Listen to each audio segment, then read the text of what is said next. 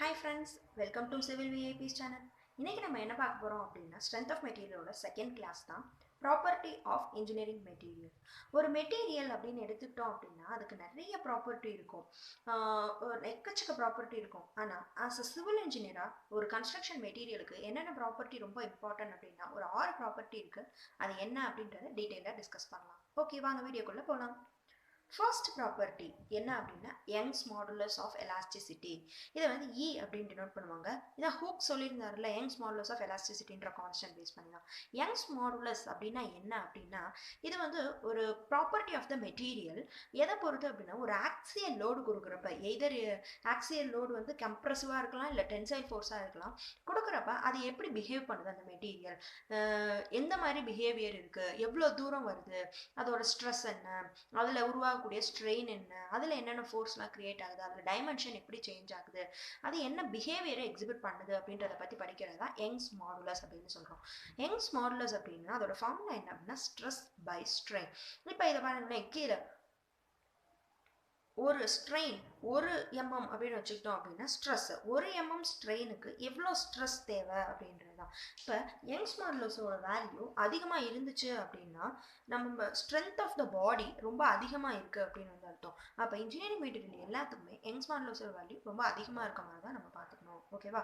Young's modulus of steel என்ன, 2 × 10⁵ Nm². ஓகேவா?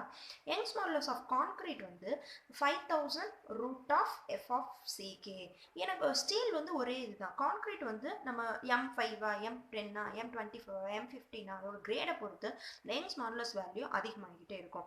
Grade வந்து அதிகமாக இருந்துச்சு அப்படின்னா அது யங்ஸ் மாடுலஸ் வேல்யூ அதிகமாக இருக்கும். யங்ஸ் மாடுலஸ் அதிகமாக இருந்துச்சு அப்படின்னா ஸ்ட்ரென்த் ஆஃப் த மெட்டீரியல் வந்து ரொம்ப அதிகமாக இருக்குது அப்படின்னு அர்த்தம். ஆக்சியல் பிஹேவியரில் அது ஹை ரெசிஸ்டன்ஸாக ஆஃபர் பண்ணும் அப்படின்னு வந்து அர்த்தம். எவ்வளோ ஆக்சியல் லோட் கொடுத்தாலும் அதை அதிகமாக ரெசிஸ்ட் பண்ணும் அப்படின்னு அர்த்தம். ஓகேவா? சூப்பர். நெக்ஸ்ட் என்ன அப்படின்னா ரிஜிடிட்டி மாடுலஸ்.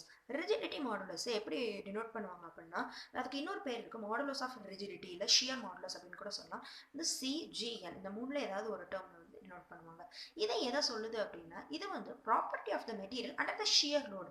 ஒரு ஷியர் லோடு நான் வந்து கொடுக்குறப்ப அந்த மெட்டீரியல் என்ன மாதிரி பிஹேவியரை காட்டுது அப்படின்றத பற்றி சொல்லுவோம். ஓகேவா? இது shear stress by shear strain formula. If shear value of the material ரொம்ப அதிகமாக இருந்துச்சு அப்படின்னா அண்டர் த ஷியர் லோடில் இந்த ரெசிஸ்டன்ஸ் அதிக ரெசிஸ்டன்ஸாக ஆஃபர் பண்ணும் அப்படின்னு வந்து அர்த்தம். புரியுதா? ரிஜிடிட்டி மாடுலஸ் அப்படின்னா என்ன அப்படின்னு.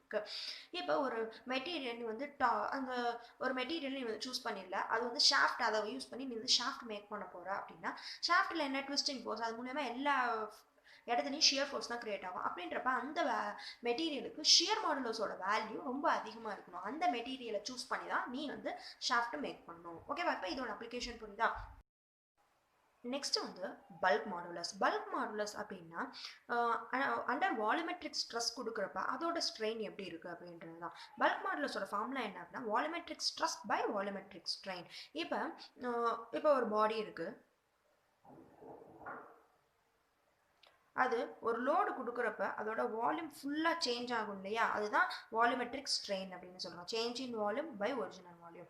இப்போ வால்யூம் வந்து கம்மியான லோடு கொடுக்குறப்பயே அதிகமாக வால்யூம் சேஞ்ச் நடந்துருச்சு அப்படின்னா அதோட கம்ப்ரசபிலிட்டி ஆஃப் த மெட்டீரியல் ரொம்ப அதிகம் அப்படின்னு அர்த்தம். இப்போ bulk modulus is inversely proportional to the compressibility of the material. ஓகேவா?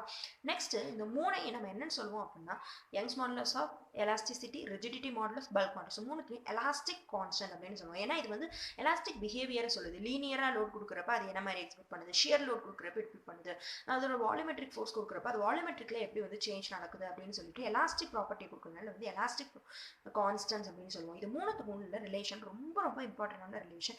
E = 2g1 + μ, E = 3k1 - 2μ, E = மூணுத்துக்கும் உள்ள ரிலேஷன் 9kc/3k + c. இது மூணுல இருந்து கண்டிப்பா ஒரு கொஸ்டின் எந்த கவர்மெண்ட் ஜாப்ஸா இருந்தாலும் எக்ஸாம்ஸா இருந்தாலும் கேட்டுருவாங்க. ஓகேவா? நெக்ஸ்ட் ரொம்ப இம்பார்ட்டண்ட்டான ப்ராப்பர்ட்டி என்ன அப்படின்னா பாய்சான்ஸ் ரேஷியோ. இதை வந்து மியூ அப்படின்னு டினோட் பண்ணுவாங்க. அப்படின்னா 1/m அப்படின்னு சொல்லுவாங்க. பாய்சான்ஸ் ரேஷியோ அப்படின்னா வேற ஒன்றுமே கிடையாது, ஒரு மெட்டீரியலோட பிளாஸ்டிக் பிஹேவியர் எப்படி இருக்கு. பிளாஸ்டிக் பிஹேவியர் அப்படின்னா பர்மனன்ட் பெர்மனன்ட் டிஃபர்மேஷன் அப்படின்னு சொல்லுவோம். எந்த ஷேப்புக்கு வேணா அதை வந்து மாத்திக்கலாம், ஆனா அது உடையாது. இழுத்தா இப்படி இழுத்துரும்.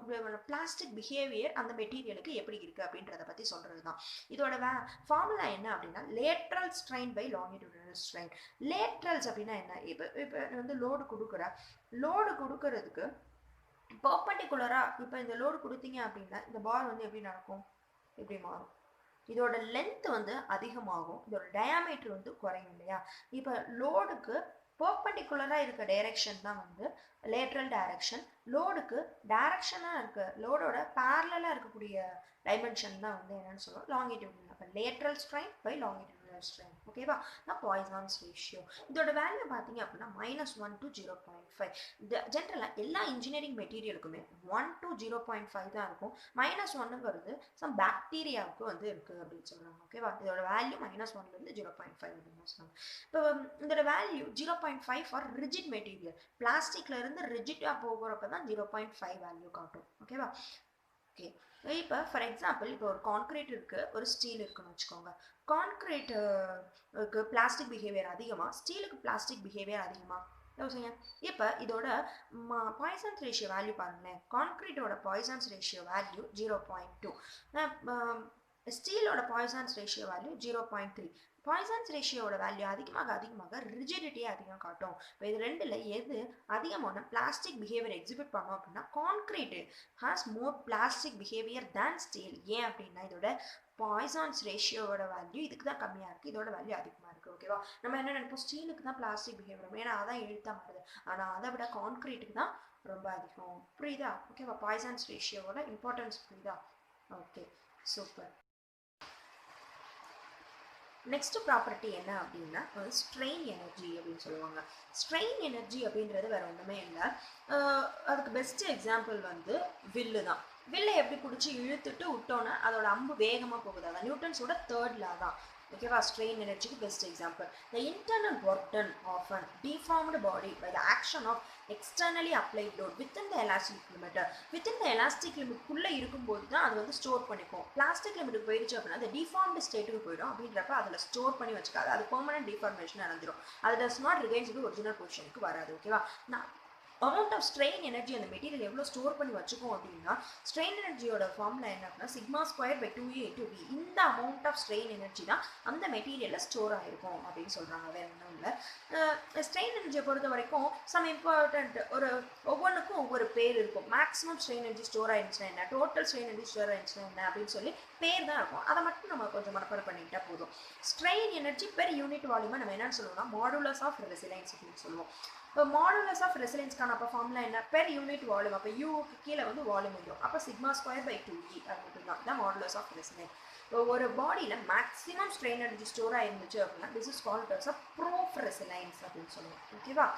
இப்போ அந்த பாடியில் ஸ்டோர் ஆகிருக்கக்கூடிய டோட்டல் ஸ்ட்ரெயின் எனர்ஜி ஸ்டோர் பண்ணிட்டு இருக்குது பெர் யூனிட் வால்யூம் நம்ம என்ன சொல்லலாம் மாடுலஸ் ஆஃப் டஃப்னஸ் அப்படின்னு சொல்லுவோம். அவ்வளோதான். ஓகேவா? இதெல்லாம் சம் இம்பார்ட்டன்ட் டேர்ம்ஸ் தான். எதை மேக்ஸிமமாக ஸ்டோர் ஆயிருந்துச்சுன்னா proof resilience, total strain energy store தான் இது மாடுலஸ் ஆஃப் டஃப்னஸ் அப்படின்னு சொல்லி. நெக்ஸ்ட் ரொம்ப important property coefficient of thermal expansion. Coefficient of thermal expansion அப்படின்னா என்ன, ஒரு அண்டர் எ டெம்பரேச்சர் சேஞ்ச் அப்போ ஒரு பாடி என்ன மாதிரி பிஹேவியரை காட்டுது அப்படின்றத பற்றி படிக்கிறது தான் கோஎஃபிஷியன்ட் ஆஃப் தெர்மல் எக்ஸ்பான்ஷன். இப்போ எல்லா பாடியுமே சரி டெம்பரேச்சர் அதிகமாகும் போது என்ன நடக்கும், எக்ஸ்பேண்ட் ஆகும். டெம்பரேச்சர் கம்மியாகும் போது என்ன நடக்கும், கான்ட்ராக்ட் ஆகும், அப்படியே சுருங்கும், அந்த பாடி வந்து சுருங்கும். ஓகேவா?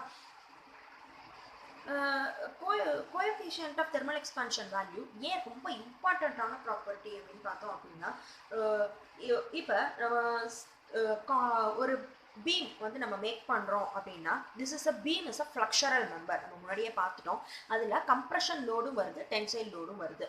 இப்போ கம்ப்ரெஷன் லோடை தாங்கிறதுக்கு எனக்கு ஒரு மெட்டீரியல் தேவை. அதே என் ஃப்ரெண்டு கான்க்ரீட் இருக்கான், எவ்வளோ கம்ப்ரெசிவ் லோடு கொடுத்தாலும் தாங்குவான். நான் கிரேடை வந்து அதிகம் M25 M13 நான் டிசைன் பண்ணிவிட்டு எவ்வளோ கம்ப்ரெசிவ் லோடு கொடுத்தாலும் அவன் வந்து தாங்கிடுவான். ஆனால் அந்த பீமில் கீழே வந்து டென்சைல் லோடு வந்து கிரியேட் ஆகுது. மேலே வந்து கம்ப்ரெஷன், கீழே வந்து டென்ஷன். இந்த டென்ஷனை தாங்கிறதுக்கு எனக்கு ஒரு மெட்டீரியல் தேவை. அதுக்காக தான் நான் வந்து ஸ்டீலை வந்து யூஸ் பண்ணி மேலே கம்ப்ரெஷன் கீழே வந்து ரெயின்ஃபோர்ஸ்மெண்ட் கொடுத்துட்டு ரெண்டு ஹோமோஜீனியஸாக ஆக்ட் ஆகிற மாதிரி ரெயின்ஃபோர்ஸ்டு சிமெண்ட் கான்க்ரீட் அப்படின்ற ஒரு டேர்மையை நான் உருவாக்கியிருக்கேன். அப்படி தானே? இப்போ ஏன் டென்சைல் கேரிங் கெப்பாசிட்டியோட நிறைய மெட்டீரியல் இருக்குது, நிறைய டென்சைல் லோட் தாங்கக்கூடிய உலகத்தில் நிறைய மெட்டீரியல் இருக்குது, அதெல்லாம் விட்டுட்டு ஏன் நான் வந்து ஸ்டீலை தேர்ந்தெடுத்திருக்கேன்? ஏன் யாராவது யோசிச்சிருக்கீங்களா? ஏன் அப்படின்னா இந்த கோஎஃபிஷியன்ட் ஆஃப் தெர்மல் எக்ஸ்பான்ஷன் ப்ராப்பர்ட்டினால தான். இப்போ எல்லா ஸ்ட்ரக்சருமே expose to atmosphere, isn't it? இப்போ மேலே வந்து நான் கான்க்ரீட் போட்டிருக்கேன், கீழே வந்து டென்சைலுக்கு ஏதோ ஒரு மெட்டீரியல் போட்டிருக்கேன். டியூ டு டெம்பரேச்சர் ரைஸ்னால கான்க்ரீட்டோட value, coefficient of thermal expansion value வந்து 1.2 × 10⁻⁻5 டிகிரி செல்சியஸ். இப்போ இது வந்து டெம்பரேச்சர் ரைஸ் ஆகுறப்ப இவ்வளோ தூரம் வரைக்கும் எக்ஸ்பாண்ட் ஆகுது. இப்போ கீழே டென்ஷனுக்கு நான் யூஸ் பண்ணியிருக்கக்கூடிய மெட்டீரியலோட coefficient of thermal expansion value 2.1 இருக்குன்னு வச்சுக்கோங்களேன். இப்போ இது எவ்வளோ இருக்கும்? கொஞ்சோண்டு டெம்பரேச்சருக்கு இவ்வளோ தூரம் எக்ஸ்பாண்ட் ஆகும். அப்போ இந்த ஸ்ட்ரக்சர் இவ்வளோ தூரம் எக்ஸ்பாண்ட் ஆகும், இந்த ஸ்ட்ரக்சர் இவ்வளோ தூரம் எக்ஸ்பாண்ட் ஆகும். இது வந்து ஹோமோஜினியஸ் ஆக்ட் ஆகும். பிடிச்சி எடுக்கிறதுல இந்த மெட்டீரியல் வந்து பிரேக் ஆகிடும். ஸோ இந்த coefficient of thermal expansion of this நிறைய டென்ஷன் கேரிங் கெப்பாசிட்டி தாங்கக்கூடிய நிறைய மெட்டீரியல் நம்ம இதில் இருந்தாலும், யூனிவர்ஸில் இருந்தாலும் கூட ஏன் நம்ம ஸ்டீலை சூஸ் பண்ணுறோம் அப்படின்னா, ஸ்டீலோட கோஎஃபிஷியன்ட் ஆஃப் தெர்மல் எக்ஸ்பான்ஷனோட வேல்யூ 1.1 × 10⁻⁻5 டிகிரி செல்சியஸ். இது more or less equal to the கான்க்ரீட்டாக இருக்கிறதுனால ரெண்டுமே டெம்பரேச்சர் சேஞ்ச் அப்போ ஒரே மாதிரி ப்ராப்பர்ட்டியை தான் எக்ஸிபிட் பண்ணும். ஸோ அதனால தான் நான் நிறைய டென்ஷன் கேரிங் மெட்டீரியல் இருக்கப்போ ஸ்டீலை சூஸ் பண்ணிட்டு ரெயின்ஃபோர்ஸ்டு சிமெண்ட் கான்க்ரீட் அப்படின்ற ஒன்று வந்து உருவாக்கியிருக்கேன். புரியுதா? ஏன் வந்து ரெயின்ஃபோர்ஸ்டு சிமெண்ட் கான்க்ரீட் உருவாச்சு அப்படின்னா, இப்போ நீங்கள் புதுசாக ஒரு மெட்டீரியலை நீங்கள் வந்து ரெயின்ஃபோர்ஸ் மாதிரி நான் ரீப்ளேஸ் பண்ண போகிறேன் அப்படின்னாக்கா அந்த மெட்டீரியலுக்கு கோஎஃபிஷியன்ட் ஆஃப் தெர்மல் எக்ஸ்பான்ஷனோட வேல்யூவை நீங்கள் வந்து அனலைஸ் பண்ணணும்.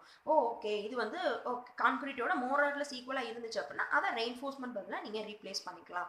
ஓவராலாக இந்த ப்ராப்பர்ட்டிலாம் ஏன் படிக்கணும் அப்படின்னா, இஃப் நீங்கள் வந்து ஒரு புது மெட்டீரியலை கன்ஸ்ட்ரக்ஷனுக்கு இன்பில்ட் பண்ணலாம் அப்படின்னு இருக்கீங்க அப்படின்னா, ஒரு மெட்டீரியலுக்கு நிறைய ப்ராப்பர்ட்டி இருக்கும். அதில் ஆஸ் அ இன்ஜினியராக நீ இந்த 6 ப்ராப்பர்ட்டியும் படித்து அந்த மெட்டீரியலோட யங்ஸ் மாடுலஸ் என்ன, ரிஜிடிட்டி மாடுலஸ் என்ன, பல்க் மாடுலஸ் என்ன, பாய்சான்ஸ் ரேஷியோ என்ன, அதோட கோஎஃபிஷியன்ட் ஆஃப் தெர்மல் எக்ஸ்பான்ஷன் என்ன அப்படின்றத அனலைஸ் பண்ணிட்டு தான் இது நம்ம பில்டிங் கன்ஸ்ட்ரக்ஷனுக்கு யூஸ் ஆகுமா யூஸ் ஆகாதா அப்படின்றதே நீங்கள் வந்து தெரிஞ்சுக்க முடியும். இதே மாதிரி நம்ம சேனலில் தொடர்ந்து ஸ்ட்ரென்த் ஆஃப் மெட்டீரியல் இருக்கக்கூடிய எல்லா டாபிக்குமே வீடியோ போடும். தொடர்ந்து நம்ம சேனலை ஃபாலோ பண்ணுங்கள், சப்ஸ்கிரைப் பண்ணுங்கள். தேங்க்ஸ் ஃபார் வாட்சிங். நெக்ஸ்ட் வீடியோவில் மீட் பண்ணலாம்.